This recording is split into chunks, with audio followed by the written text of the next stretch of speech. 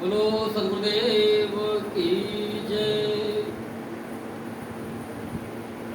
गुरु ब्रह्मा गुरु विष्णु गुरु देवो महेश्वर गुरु साक्षात् परब्रह्म तस्मै श्री गुरुवे नमः। देखो सत्संग में आते हैं हम गुरु से ज्ञान प्राप्त करने के लिए,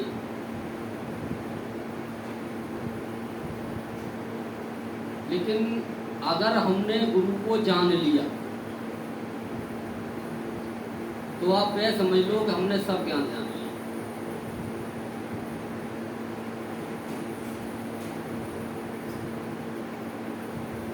तो गुरु को जानने के लिए ही हम सत्संग में आते हैं। लेकिन ज्यादातर होता क्या है कि हम शरीर तक ही सीमित रह जाते हैं, लेकिन हम पढ़ते चले आ रहे हैं, सुनते चले आ रहे हैं कि गुरु गुरुत्व यानी गुरु भी एक तत्व है और तुम भी एक तत्व। इसी के लिए हमारे सब महापुरुषों ने इसी को जानने के लिए कहा कि भाई आप ऐसे गुरु की तलाश करो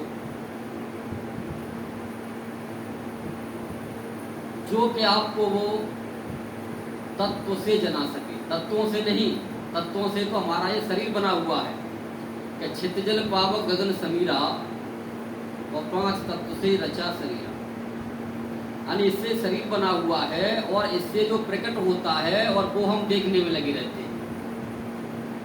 जैसे अग्नि तत्व से प्रकाश प्रकट होता है, ज्योति प्रकट होती है, तो हम ज्योति और प्रकाश में लगे रहते हैं।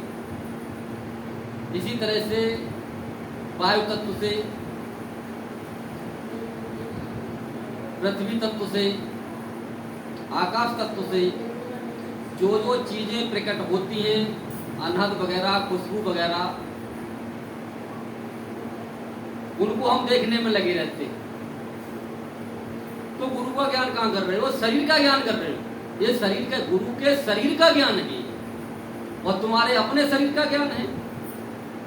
यह कोई गुरु तत्व का ज्ञान नहीं है। हमें गुरुत्व का ज्ञान करना है, जिसके लिए अच्छे अच्छे ऋषि मुनि महात्मा साधना करते करते नहीं जान पाए। क्यों नहीं जान पाए? लाखों वर्ष की साधना करते हुए इन 5 तत्वों के खेल से वो नहीं निकल पाए, इसलिए नहीं जान पाए, इसी भ्रम में बने रहे।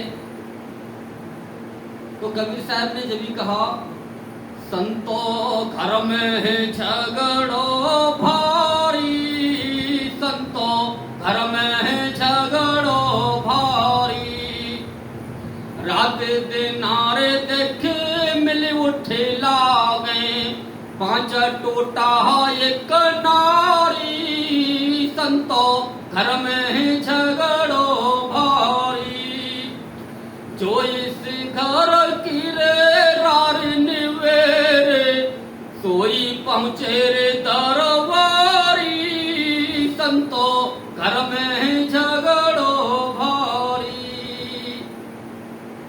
यानी साहब ने साफ कह दिया कि जब तक मान लो ये झगड़ा और कलह खत्म नहीं होगी, तब तक तुम अपने घर कैसे पहुंच जाओगे। तो पहले नंबर तो देखो, हम घर परिवार में रहते हैं, वहां सुख शांति होना बहुत जरूरी है। अगर घर में ही, हमारे परिवार में ही सुख शांति नहीं है, लड़ाई झगड़ा नहीं है, तो हम क्या भजन करेंगे? कैसे भजन हमारा बनेगा? बन ही नहीं पाएगा, क्योंकि हमारा दिमाग जो है उसी टेंशन में घूमता रहेगा। उसके बाद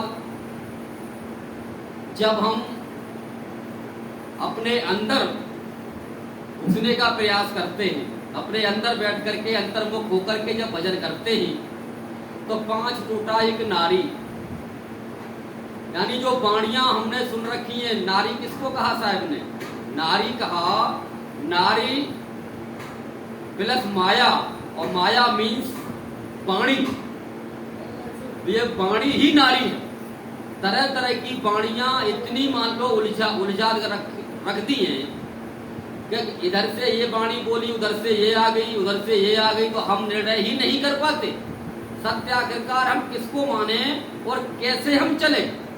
तो कभी कोई वाणी आ गई, कभी कोई वाणी आ गई, तो भजन क्या करेंगे हम? कुछ भजन नहीं होता। और अगर भजन करने भी लगे तो ये जो 5 तत्वों का खेल है, क्योंकि पृथ्वी तत्व की वजह से हमारे शरीर में जब हमारे कमल खुलते हैं तो खुशबू आने लग जाती है। यानी जो महात्मा, जो साधक इस खुशबू को खोल लेते हैं, वो नहाएं या न नहाएं आवश्यकता नहीं है, उनके अंदर से दूर से खुशबू आने लग जाती है। तो लोग अचंभित हो जाते हैं, बहुत बड़े ज्ञानी हो गए, बहुत बड़े महात्मा हो गए। तो इसी तरह से 5 तत्वों का खेल है। कहीं प्रकाश उत्पन्न हो गया, कहीं ज्योति उत्पन्न हो गई, कहीं अनादि उत्पन्न हो गया, तो इनमें उलझ जाते हैं। साहब कह रहे हैं कि भाई यही यानी झगड़ा है हमारे घर का, यानी बाहर का भी और अंदर का भी। तो जो इस घर की रार निवेले, जो यानी इससे पार निकल गया, वो तो मेरे घर पहुंच सकता है, बाद बाकी मेरे घर कोई पहुंच नहीं सकता। क्योंकि ये साहब का घर है, कोई खाला का घर नहीं है कि रास्ते में मौसी है मिल लेना उससे। अब मौसी क्या है? ये खाला ही तो मौसी है। क्यों जिधर भी देखते हैं कि मैंने ये देखा, मैंने ये देखा, जो भी देखा, और ऐसा कुछ भी इस संसार में है आप कल्पना कर रहे हो, तुलना कर सकते हो, वो सब माया है। क्योंकि जो वो सत्य है उसकी वो कल्पनातीत है, कल्पना से परे है, उसकी कल्पना नहीं की जा सकती। उसको सिर्फ यानी उस अवस्था में पहुंच करके अनुभव किया जा सकता है, उसका आनंद लिया जा सकता है। और जब आप उसमें माहिर हो जाते हैं, उसके खिलाड़ी हो जाते हैं, उसके ज्ञाता हो जाते हैं, मास्टर हो जाते हैं, तो वो ज्ञान किसी को दे नहीं सकते। तो साहब ने जब ये कहा कि भाई इस झगड़े से जब तक नहीं निकलोगे तब तक आपको न सत्य मिलना है और न आप मेरे घर पहुंच सकते हो।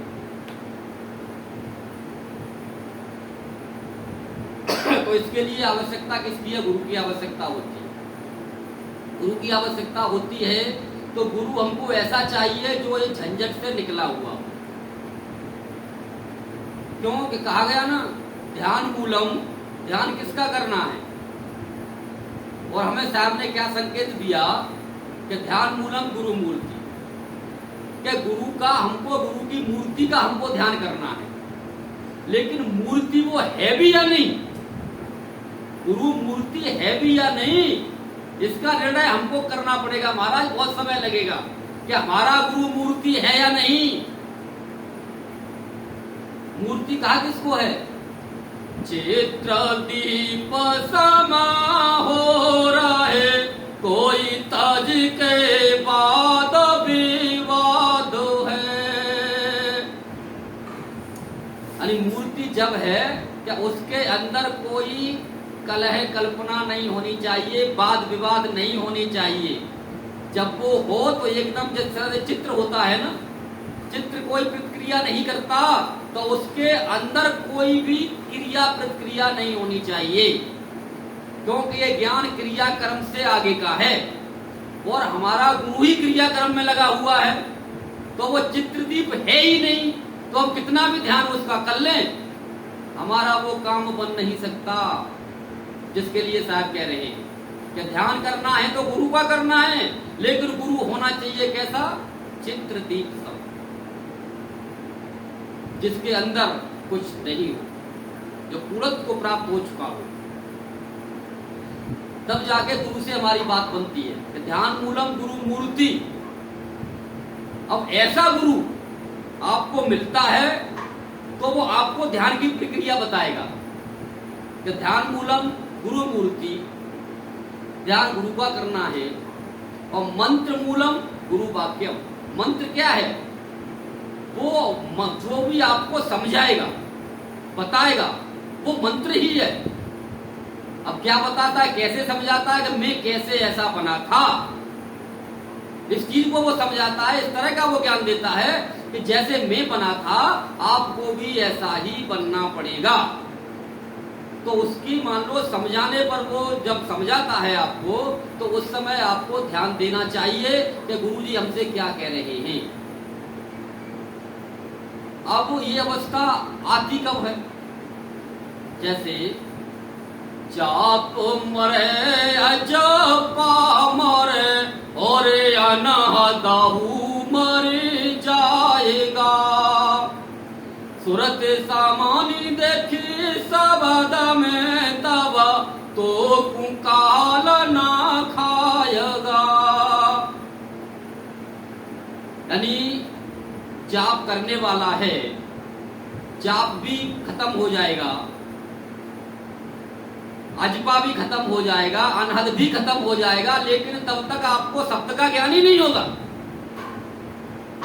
जाप मरे, अजपा मरे, अनहद मर जाए, जब ये तीनों चीजें खत्म हो जाएंगी, उसके बाद में चौथी स्टेज पर जाकर के तब आपको ज्ञान होगा कि आखिरकार इनको करने वाला कौन था, करने वाला इनको कौन था, वो था शब्द, वो था मेरा गुरु।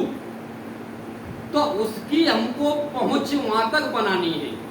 अगर गुरु ऐसा है, अगर इन्हीं में उलझा हुआ है चित्रदीप, तो वहां तक नहीं पहुंच पाया, तो आप कभी भी पहुंच नहीं सकते। लेकिन गुरु के वाक्यों पर यानी चल करके, बताई हुई विधि पर चल करके और गुरु के ध्यान से ऑटोमेटिक आप वहां पहुंच जाएंगे। कहीं आपको सुरती लगाने की आवश्यकता नहीं होती, क्योंकि गुरु की तो स्वयं ही वो शब्द स्वरूप है ना। अगर है तो कर लेगा, और नहीं है तो नहीं होगा, सीधी सी बात है। क्योंकि श्रुति शब्द में समानी है, शब्द में श्रुति को समाना है। और शब्द है क्या, शब्द यानी हमारे गली साहब ने सब साफ कह दिया कि जोगर होता पिंड में मरता ना है कोई, और जोगर होता ब्रह्मांड में ढूंढ लेता सब कोई। तो चाहे तो आप 10वें द्वार में लगा लो, चाहे चोटी पर लगा लो, और ऊपर कहीं भी लगा लो, बाहर निकल के कल्पना कर लो, कुछ होने वाला नहीं। लेकिन जब तक कि हमारा गुरु शब्द स्वरूपी ना हो, इन सबसे निकल करके अगर हमारा गुरु शब्द स्वरूपी हो चुका है, तभी वो कर सकता है, बात बाकी नहीं हो सकता। इसीलिए गुरु को सर्वोपरि माना गया। लेकिन आजकल है क्या कि गुरुओं की स्थिति तो वहां तक पहुंची नहीं, तो बेटा तू ये नाम ले जा, रटता रही हो। तो किसी ने कह दिया कि भाई नाभि में लगा ले, किसी ने कह दिया हृदय में लगा ले, किसी ने कह दिया कंठ में लगा ले, किसी ने कह दिया त्रिपुटी में लगा ले, किसी ने कह दिया सहस्रार में लगा ले, 10वें द्वार में लगा ले, चोटी पर लगा ले। अरे नहीं, शरीर से बाहर निकल के लगा ले। अरे शरीर से बाहर निकलना ही नहीं तेरे पे आता, तो लगा कहां से लेगा शरीर से बाहर? कोई हंसी खेल है? शरीर से बाहर लगाना कोई हंसी खेल है क्या? पहले शरीर से बाहर तो निकलो। जब शरीर से बाहर निकलोगे तो वहां लगानी थोड़ा ना पड़ेगी, अपने आप लग जाएगी। तो पहले ये शरीर से निकलने की कला सीखो, और उसके लिए आपको यानी इस पूर्ण गुरु की आवश्यकता है, जिसने कि यानी अपना खेल खेल चुका है। वो साहब के इस वचन को प्रमाण करके चलना है कि संतो घर में झगड़ा भारी, इस घर की रार हमको निवेरनी है। यानी 5 तत्व 25 प्रकृति, जो भी जितने भी लफड़े हैं ना, तो ज्यादा मान लो एक सभी जानते हैं, तो उनको ज्यादा मान लो समय खराब करने से कोई फायदा नहीं है। इसमें से ये प्रकट होता है, इसमें से ये होता है, इसमें से ये होता है, सभी जानते हैं, सब किताबों में लिखा हुआ है। वह उसको ही बयान करता रहूं मैं, या तुम करते रहे और करते रहे, तो उससे क्या होगा? कुछ भी होने वाला नहीं। तो ये तो हमको निवेरना है। निवेरने का मतलब है कि यानी हमने इसमें प्रकट करके छोड़ना है।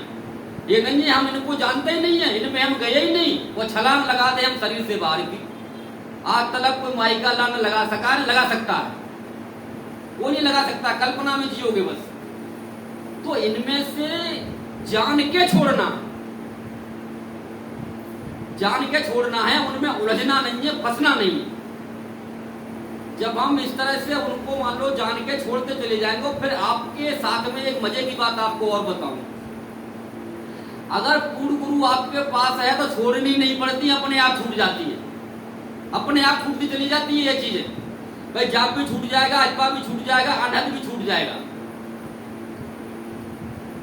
और आगे वो शब्द का ज्ञान भी आपको होने लग जाएगा कि आखिरकार वो किसकी वजह से, यानी खेल ये है क्या, आपके अनुभव में वो आने लग जाएगा अगर गुरु आपका पहुंचा हुआ है तो। क्योंकि ये गुरु की मेहनत, गुरु की जो पूर्णता है वो आपके काम आती है। इसीलिए साहब को कहना पड़ा, हुआ साहब कह गए हमारे, पूरा साहब से ये भाई साहब विधि पूरा होई है, ओछे से नेह लगायक देखी मूल आवे कोई है। ओछा कहते हैं अधूरा, क्या भाई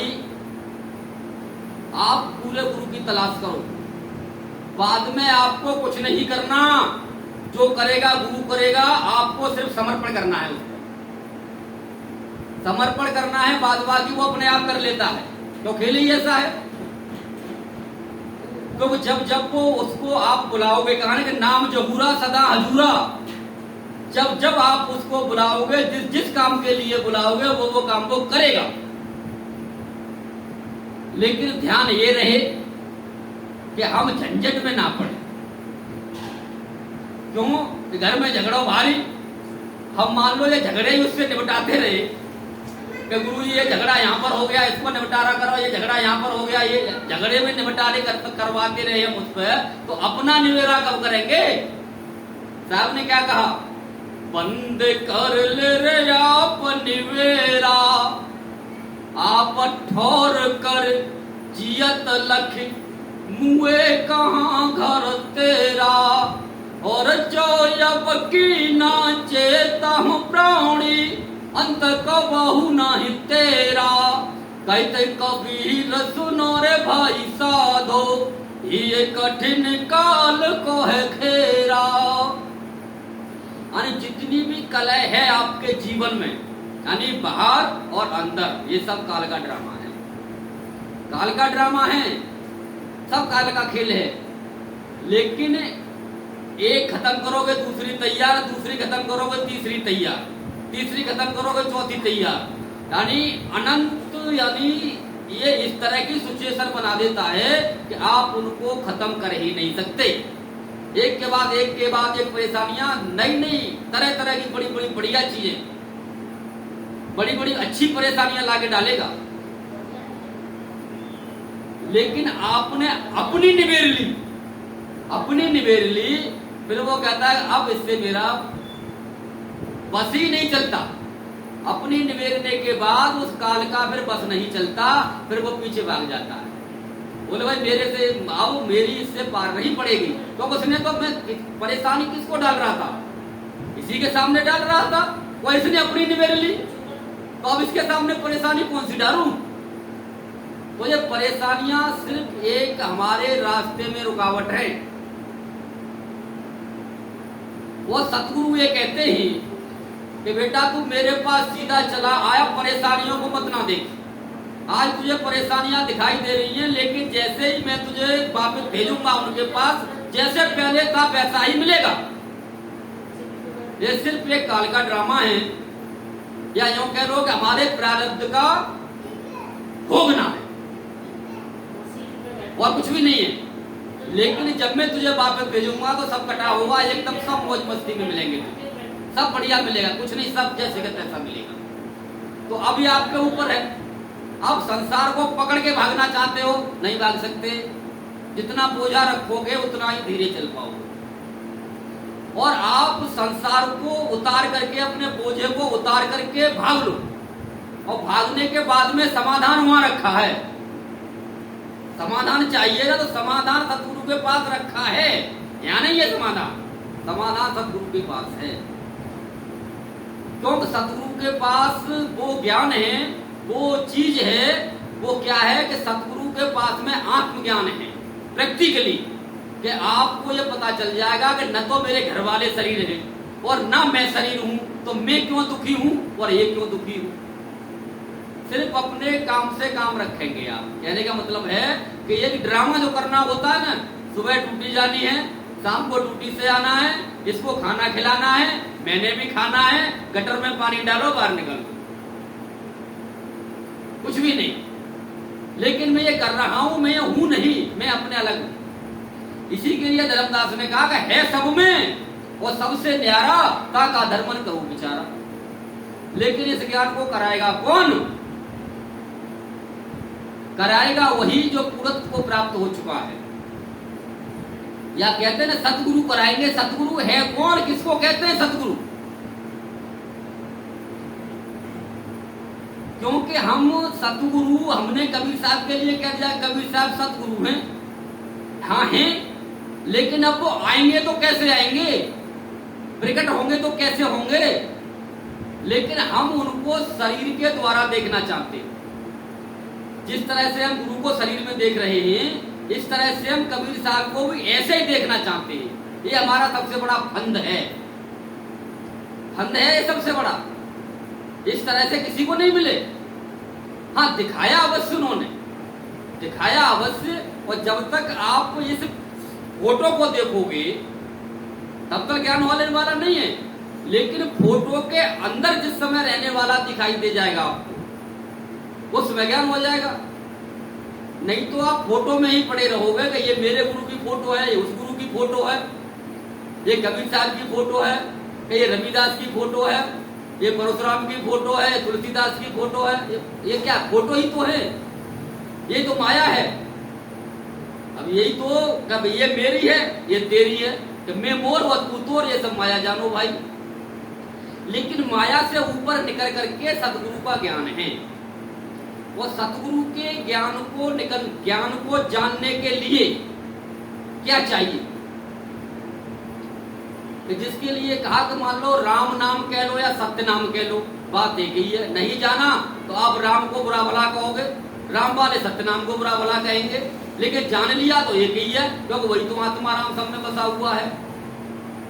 तो राम नाम सत्य है, वह चाबी गुरु के हाथ है, ये कहा। लेकिन उसकी जो राम नाम की चाबी है वो गुरु के हाथ में है।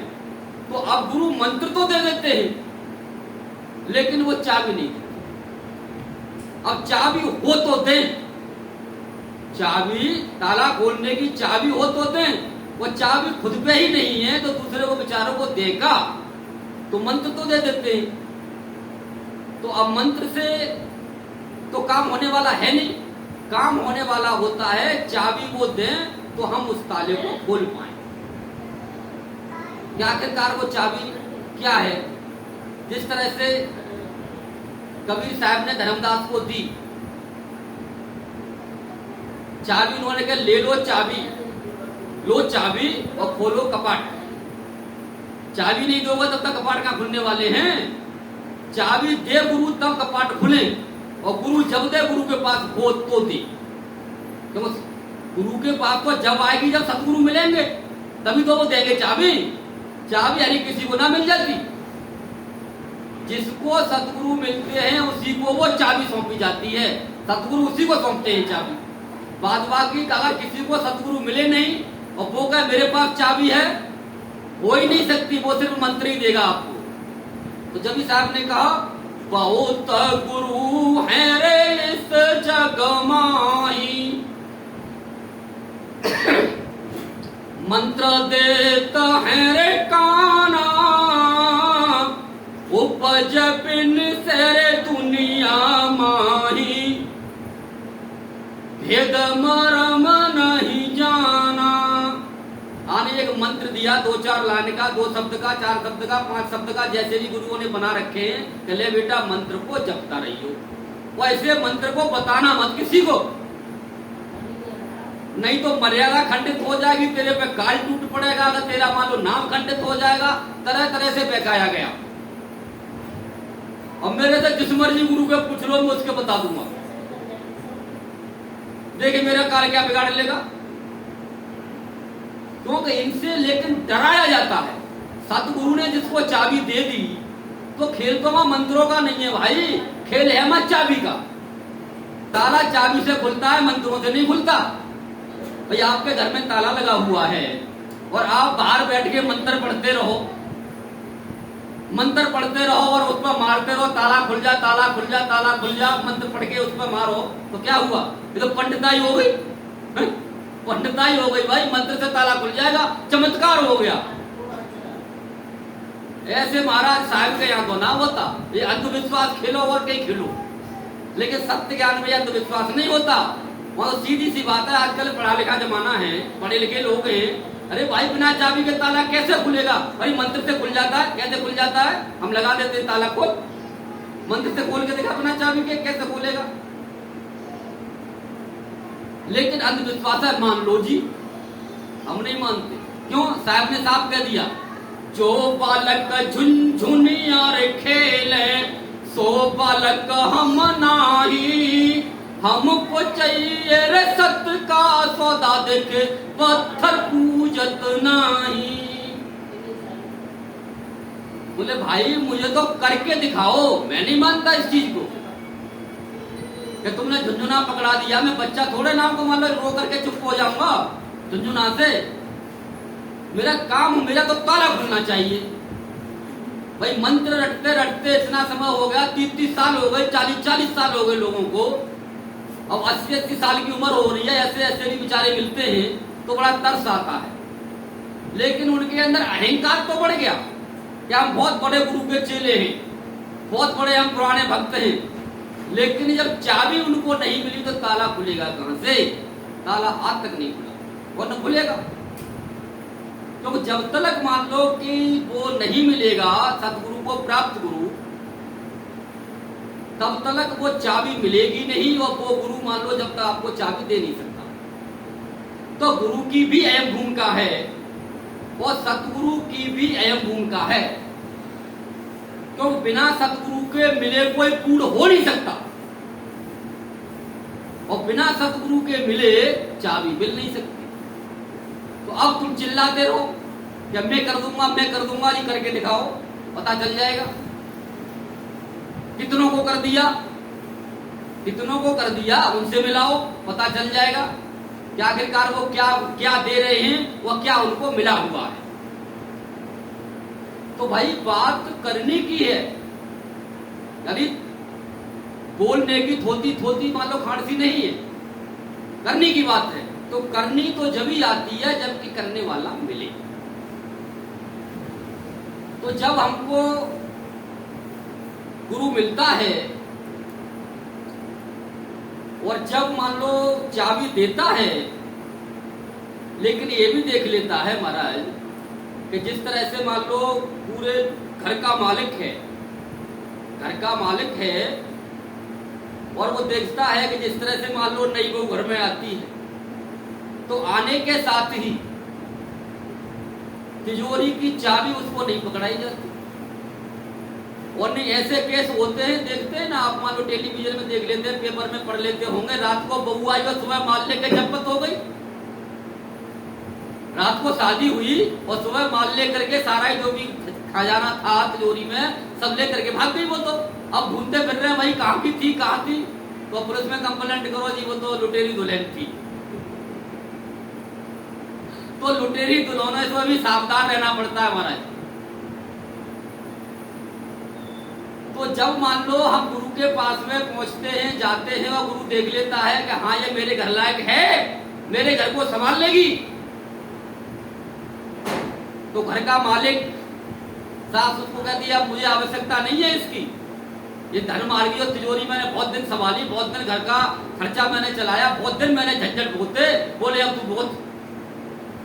गुरु तो खुश होता है कि मुझे कोई ऐसा शिष्य मिले जिसको मैं चाबी सौंपूं, लेकिन उस लायक बनो तो सही पहले, तभी तो वो सौंपे। क्योंकि अगर मान लो आप इस दुनियादारी के इस तरह के जो झंझट बताए गए उनमें ही उलझे हुए हो, तो गुरु चाबी कैसे तुमको सौंपे। जिस तरह से सास निश्चिंत हो जाती है कि भाई तू संभाल घर को, मुझे कोई लेना देना नहीं है, मैं तो मेरे तो भजन करने के टाइम है। तो गुरु भी ऐसा करता है जब कोई लायक शिष्य मिल जाता है ना, गुरु को लायक शिष्य मिल जाता है, उसको वो अपनी चाबी सौंप देता है कि अब तू संभाल। अब शिष्य फिर क्या क्या कह देता है, जब उसको मिल जाता है ना तो वो क्या कहता है, और जिनके बेटे रे समर्थ हुई गए उनको कौन पड़ी रे परवाह, बैठे रहना गुरुजी तुम आसन पे, अब मैं दुश्मन को रे देखूं जाए।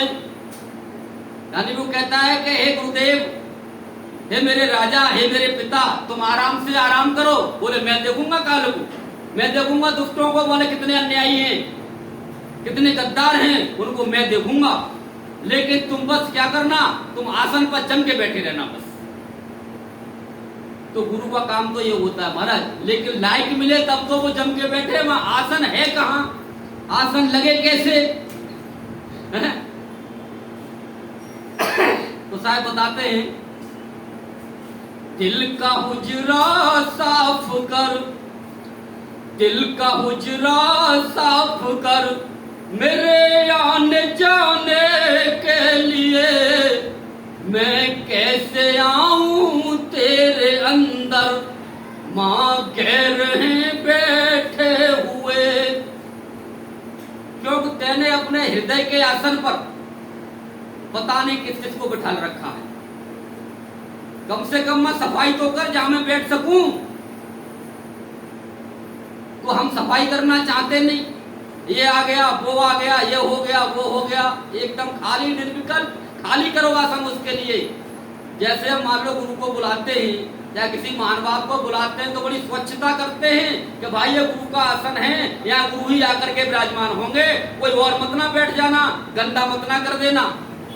यहाँ तक कहते हैं कि यहाँ खाना भी मत ना खाना, बाहर खाओ बाहर, क्योंकि यहाँ गुरु का आसन है, गुरु का मंदिर है, बाहर करो गंदगी जो भी करनी है, गंदगी मत ना करो। लेकिन हम अपने अंदर क्या करते हैं, क्या लिए बैठे हैं, और हम कहते हैं कि हमारे अंदर सतगुरु प्रकट हो जाए, हमारे अंदर वो ज्ञान प्रकट हो जाए, हमारे अंदर सत्य प्रकट हो जाए।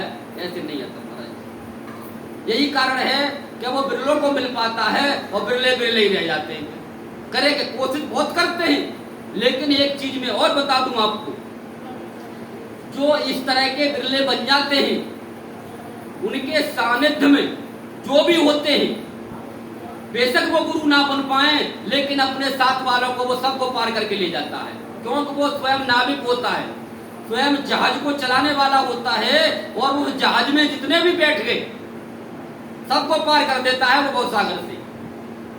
लेकिन अगर कोई मान लो बैठा और जैसे जहाज चालू हुआ समुद्र में कूद गया, तो मर जा कूद के, भैया हम क्या करें, कूदना चाहता है तो कूद जा, मरेगा तू मरेगा। लेकिन अपने आराम से आप बैठे रहो जहाँ बैठे हुए हो, तो जहाज आदि चलाने वाला सबको पार लगा देता है। ये उसकी खासियत है जो पूरत को प्राप्त हो चुका है। क्योंकि महाराज गुरु तो हर कोई नहीं बन जाता, चालक हर कोई नहीं बन जाता, लेकिन ड्राइवर एक होता है, और ट्रेन में लाखों लोग सवार करते हैं। लेकिन होना चाहिए पूरत को प्राप्त। तो आप सबसे पहले खोजें कि भाई गुरु पूरा मिल जाना चाहिए, और उसके बाद उस पर समर्पण कर दें, बाद बाकी वो काम अपने आप कर लेता है। लेकिन जहां जहां शंका आती है, मामा आप पीछे हट जाते हैं, जहां जहां शंका आती है मामा आप पीछे हट जाते हैं, जितने आगे बढ़ते हैं उतने पीछे हो जाते हैं। जैसे एक आपको उदाहरण देता हूं कि रामायण में जिस समय राम और लक्ष्मण को मान लो वो सर्प ने बांध लिया था, सर्प ने बांध लिया था, तो अब उनको सर्प से कैसे छुटाया जाए, उसको छुटाने के लिए कोई तरकीब नहीं सूझी। तो किसको बुलाया गया? हनुमान जी ने कहा भाई मेरे बस की भी बात नहीं है ये तो गरुड़ जी को बुलाओ। तो गरुड़ जी को बुलाया गया और गरुड़ जी ने उनके फंदों को काट दिया, सर्पों को काट दिया और उनको आजाद कर दिया। अब गरुड़ जी को अभिमान हो गया, बोला ये राम कैसे हो सकता है, ये मेरा इष्ट कैसे हो सकता है, भगवान कैसे हो सकता है, इसके तो बंधन में काट रहा हूं, ये कैसे हो जाएगा। तो कई बार हम भी सोचते हैं यार इसको, ये तो मेरे यहाँ काम करता है, ये तो मेरे यहाँ काम करता है, मेरे वह घर के बराबर में रहता है और ऐसे कपड़ों में घूमता है, ये यार कैसे हो सकता है? ये पूर्ण ज्ञानी कैसे हो सकता है? ऐसे कैसे हो सकता है? वो तो बहुत बड़े मान लो महंत होंगे, बहुत बड़ी गद्दी होगी, बहुत उनके शिष्य होंगे, बहुत बड़ी बड़ी गाड़ियां होंगी, पता नहीं हम क्या क्या कल्पना करते हैं। ये नहीं हो सकता। और कोई होगा लेकिन ये नहीं हो सकता। वही हमारा गिर जाते हैं। तो गिरते किससे? गिरते हैं हम अंतःकरण से। अंतःकरण से गिरते हैं। जैसे यह भावना हमारे अंदर जागती है और भावना जागते ही हमारा अंतःकरण में यानी जो साफ था हमारा मन बुद्धि चित्त अहंकार जो निकल चुके थे वो फिर कब्जा कर लेते हैं, फिर कब्जा कर लेते हैं और फिर हम मालूम फंस जाते हैं, फिर छटपटाते हैं। तो यही हाल गुरु जी का हुआ। अब जहां भी जाएं, कहीं भी जाओगे अंतःकरण तो आपके साथ ही रहेगा। कहते हैं ना कि मान लो मेरे को वो हाथ दिखाई देता, पीछे पीछे भाग रहा, पीछे पीछे भाग रहा। वो पीछे भागने का मतलब ये अंतःकरण में आपके में भर गया। कहीं भी चले जाओ अंतःकरण आपका शुद्ध नहीं हुआ, अशुद्ध हो गया, उसमें ये इन्होंने घर कर लिया। तो कहीं भी चले जाओ, कहीं भी किसी गुरु के पास चले जाओ, आपका कल्याण होने वाला है नहीं। तो जब यही गुरु जी की स्थिति बन गई तो उन्होंने देखा कि भाई अब मैं क्या करूं। तो भागते भागते सबके पास गए,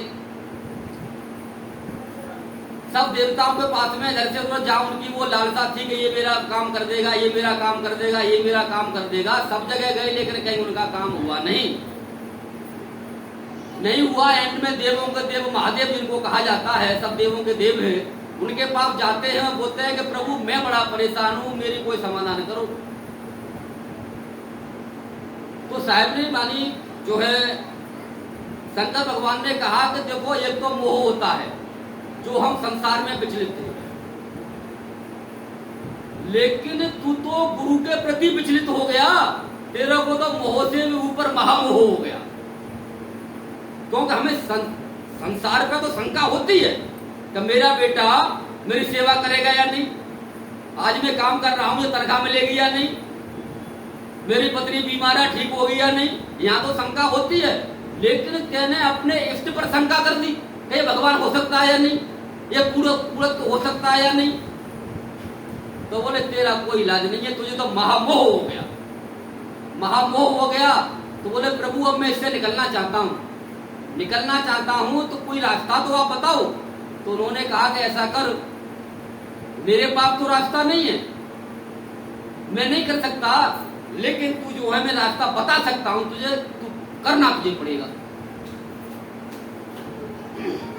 तो भोलेनाथ बोले कि देख गिरनार पर्वत पर काकभूषुंड जी सत्संग कर रहे हैं, उनका सत्संग सुन, सत्संग के अलावा और उनसे पूछ जाकर के क्या मान लो हो सकता है वो तुझे बता सकते हैं, मैं नहीं बता सकता। अब फिर शंका, बोले मैं विष्णु भगवान को वाहन, तुम देवों के देव महादेव किनके पास भेज रहे हो? कौआ के जोर। अरे भाई वो चिल्लाने वाला तो चिल्ला रहा है, वो चिल्लाने वाला कौआ ही तो होता है, और क्या है, और क्या है? वो कौआ ही कहते हैं इसको। बोले कौआ के पास भेज रहे हो कि वो कौआ और मेरे को ज्ञान देगा? बोले रास्ता मैंने बता दिया, तू जाने तेरा काम जाने। पर कहते हैं मरता क्या नहीं करता, तो और कोई रास्ता न सूझ करके अपने अनमने मन से जा करके फिर पहुंचता है सत्संग में, फिर जाता है गरुड़ जी के पास। गरुड़ जी पहुंचते जाकर के काकभूषुंड जी के पास में। अब काकभूषुंड जी से कहते हैं, अपनी समस्या बताई उन्होंने के इस तरह से बात है, अब मेरा क्या होना हो सकता है, क्या करूं मैं? तो उन्होंने कहा भाई चल कोई बात नहीं है। तो उन्होंने कहा जब बहुकाल कर सत्संगा तबई हो सब संशय भंगा। बोले इसका एक ही इलाज है, क्या तू बहुत समय तक तुझे सत्संग सुनना पड़ेगा, तब तेरी समझ में आएगी आखिरकार ये लीला है तो है क्या। क्योंकि मान लो परमात्मा की खेल को समझना हंसी खेल नहीं है। तो साहब ने साफ कह दिया, समर्थ सर खेल बनाया ताम जीव ब्रह्म और माया, यानी उस समर्थ परमात्मा ने ऐसा खेल बना दिया है। अब ये जीव क्या है? चिल्लाते रहो जीव जीव, आज तक निपटारा नहीं हुआ बहुत देर लोगों का। ब्रह्म क्या है? नहीं निपटारा हुआ। माया क्या है? नहीं निपटारा हुआ, क्योंकि परमात्मा का खेल है। तो ये किससे निपटारा होगा? ये परमात्मा की कृपा से ही निपटारा होगा। अब परमात्मा मिलना तो कठिन है नहीं। तो हम मंदिरों में जाते हैं, सत्संगों में जाते हैं, बहुत तेरे परमात्मा है, हर जगह बहुत परमात्मा की लाइन लगी पड़ी है, यहाँ भी बहुत तेरे फोटो है? मारो मत्था। लेकिन मारते मत्था, मारते मारते, भागते भागते निपटारा हुआ नहीं। तो अब हम ढूंढते हैं क्या परमात्मा का कोई नुमाइंदा मिल जाए, नुमाइंदा मिल जाए जो परमात्मा का भक्त हो, तब जाकर के मान लो हमारी बात बने। इसीलिए हमको गुरु की तलाश होती है कि जिसका निपटारा हो चुका है वो निपटारा कर सकता है। तो जब जाकर के उनसे पूछा गया कि भाई सत्संग सुनो, उसके अलावा कोई चारा नहीं है। अब वो कहते हैं कि जी कहाँ ध्यान लगाऊं, हर समय तो काल पीछे डोल तो है, कहाँ ध्यान लगाऊं, हर जगह काल ही काल है, अंदर बाहर सब जगह। बोले कहाँ ध्यान लगाऊं, क्या करूं, कैसे करूं? तो बोले तुझे कुछ नहीं करना। बोले मैंने कह दिया ना, जब बहुकाल करे सत्संगा, तुझे सत्य का संग करना है, बस सत्य का संग करना। बोले इससे क्या हो जाएगा सत्संग से? मैं इतना बड़ा भगत होकर के गिर गया, विष्णु भगवान का वाहन होकर के गिर गया, तो तुम्हारे सत्संग से क्या हो जाएगा? बोले सत्संग से वो हो जाएगा, फिर वो बताते हैं जब बहुकाल करे सत्संगा, बिना प्रयास होय भव भंगा। बोले कि भाई तुझे कोई प्रयास ही नहीं करना पड़ेगा, तुझे कहीं सुर्ती नहीं लगानी पड़ेगी, डायरेक्ट ही सत्संग सुनते सुनते तेरे को ऐसा हो जाएगा कि भाव पार से तू कम हो गया। कैसे हो गया? तू खुद अचंभित होगा कि किसने कर दिया, कैसे कर दिया। कि जब वो कार्य करे सत्संगा, बिना प्रयास, कोई प्रयास नहीं करना तेरे को। 6-6 घंटे 7-7 घंटे मान लो बैठना नहीं पड़ेगा तुझे भजन में, लेकिन सत्संग समझ ले तो सत्संग की समझ सत्संग में ही आ सकती है। सत्य का संग होगा कैसे? जब हम सत्संग में पहुंचते हैं तो सत्य का संग करना गुरु हमें बताता है। तो जब तक आप जाप अजपा अनहद इन चक्करों में लगे हुए हो, तब तक सत्य का संग ही नहीं हो रहा, तो आप कैसे तो भाव पार करोगे और कैसे आपके संशय मिटेंगे? तो गुरु यानी तकनीकी, वो युक्ति बताता है कि इन सबसे पार हो करके तुम किस तरह से शब्द से मिलोगे। यानी शब्द का मतलब है सतगुरु, शब्द का मतलब है सतगुरु, शब्द का मतलब है परमात्मा, शब्द का मतलब है आत्मा। इनसे तुम कैसे मिलोगे? शब्द का मतलब ये नहीं है जो मान लो मुख्य द्वारा दे दिए, जो बनी सब जो ड्रामा चल रहा है, ये शब्द नहीं है। तो इनसे आप कैसे मिलोगे? लेकिन जो मिला है वो मिलाने का तरीका बता सकता है। क्यों? साहब ने साफ कह दिया कि भाई पूरा साहिब से ही है, जो पूरा है हनीमा पहुंच करके फिर लौट के आया है, फिर लौट के आया है। तो लोग कहते हैं कि वहां पहुंचने के बाद लौट के ही नहीं आ सकते। ऐसा जो कहते हैं वो यानी कहने का मतलब है उनको बताने वाले भी अधूरे हैं, और वो तो खैर अधूरे है ही। बोले फिर वहां से आता ही क्यों है? उसके अंदर एक करुणा जागती है, एक करुणा जागती है कि इतना मुश्किल खेल है कि मैं कितना मुश्किल से यहाँ पहुंचा हूं, कितनी बाधाओं को पार करके मैं यहाँ तक पहुंचा हूं। और बोले मैंने तो अपना घर देख लिया, मैं तो जब मर्जी आ सकता हूँ, जब मर्जी जा सकता हूँ। लेकिन यहाँ वो इसलिए आता है कि और कुछ जीवों का कल्याण कर सके, और कुछ जिज्ञासु जीवों को वो ले जा सके, इसलिए आता है। बाद बाकी यहाँ पर वो संसार भोगने के लिए ना आता। जैसे आजकल के लोग समझते हैं कि यहाँ क्यों रह रहे हो, फिर क्यों रह रहे हो? मैंने कहा भाई तुम्हारे लिए ही रह रहे तो रह रहे हैं। तो कहने का मतलब यह है कि जब तक हम उस रास्ते से गुजरते नहीं है, तो तब तक उस रास्ते के रहस्य हमारी समझ में आते नहीं है। बिना गुजरे तो सिर्फ यानी सुने सुनाए, यानी वही बात रहती है कि कुकर सम भौंकत फिरे, सुनी सुनाई बात, और आप वो खारी खाता है बेचत फिरे कपूर। अरे अपनी तो कला खत्म नहीं हुई और दूसरे को कह रहे हैं तू भजन कर। भजन काहे को भजन करें भाई, किन को भजन करें? बोले शब्द का भजन करना, वो शब्द है का? अब अपने अपने शब्द दुनिया भर के बना रखे हैं। अच्छा ये शब्द ले जा, इसका भजन कर, इसका कर, इसका नहीं।